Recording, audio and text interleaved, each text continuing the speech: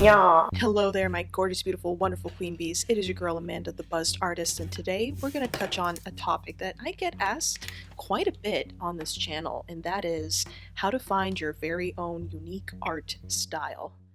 So, as you find yourself knee-deep in your creative journey, you probably stumbled upon this perplexing question. How can I be original and make art that's in my own style? Finding your own style as an artist can definitely feel like a challenge, especially since you want to be fresh, original, and mind-blowing with your work. I know I asked myself this question quite a few times after completing yet another tutorial or copying another fresh set of cartoons from my favorite shows. When can I stop copying and start actually making something original that is purely me? And side note, when I say copy, I'm simply referring to copying as a learning tool and resource, not to use as my own work or to resell. That would just be dumb, unethical, and no bueno.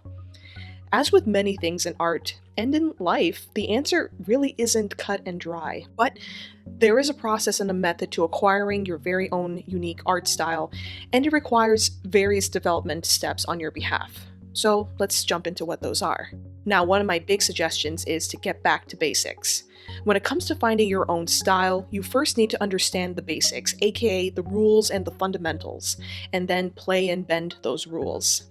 Now, many creatives have done this very thing in their early periods of learning, like the poet E. E. Cummings, who was notorious for his intentional grammatical errors in his written work. He would make words like if, am, and because into nouns, or even invent new words, all in an attempt to convey a certain message to his readers.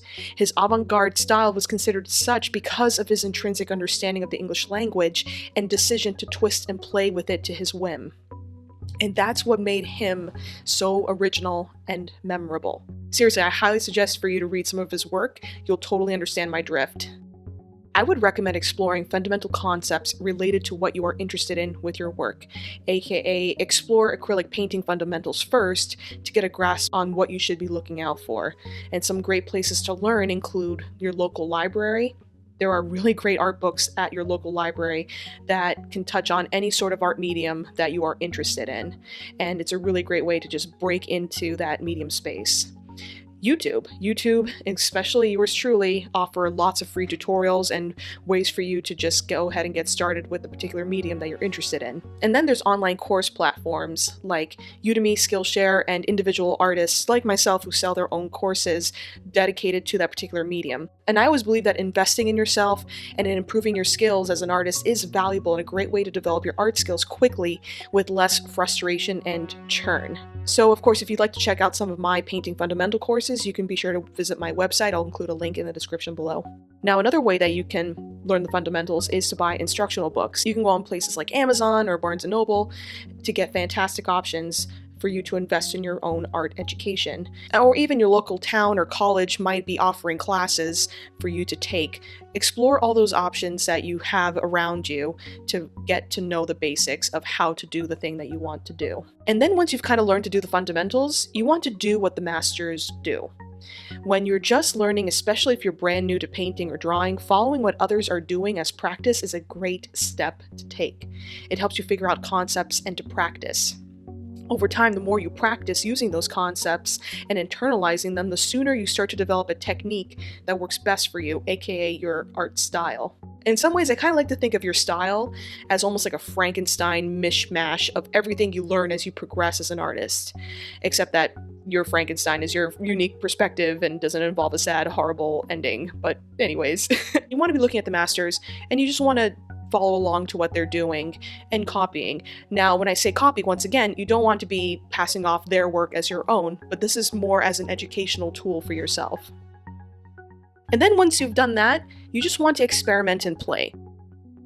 There is also such a thing as doing too much research and not enough doing, which I like to lovingly call analysis paralysis. When learning art, a large part of it involves you actually doing the art, putting brush to canvas, mixing paint, making mistakes, figuring things out. By actively learning, you are building an intrinsic understanding and cementing the skills you can use for life. So my recommendation is to do several art projects, follow tutorials, use paper, use cheap materials, anything to help remove barriers to your learning experience. And most importantly, keep the objective focus as one of learning and not making a masterpiece right away. Trust me, you'll have plenty of time for making eye-popping masterpieces. Right now, focus on learning and grasping the key concepts without putting all this undue pressure on yourself to make something perfect. Seriously, it's not worth the time. So, as you're progressing with your painting or art, remember to keep these tips in mind. It's okay to struggle, it's okay to fail, and make art that you are not always proud of. It's totally normal and a natural point in your journey to creating something unique to you and your style. And if you're brand new to acrylic painting, I actually just released a new mini course called the Artist Toolkit, where it walks you through the essential tools that every acrylic artist needs in order to proceed and make beautiful works of art with their acrylic paints. So if you want to sign up and follow along to that free course, you can check that link out in the description below. All right, my queen bees, that is all I wanted to add for today. I wish you all a wonderful rest of your day, and remember to love yourself and always have fun with your art. I'll see you all next time. Bye!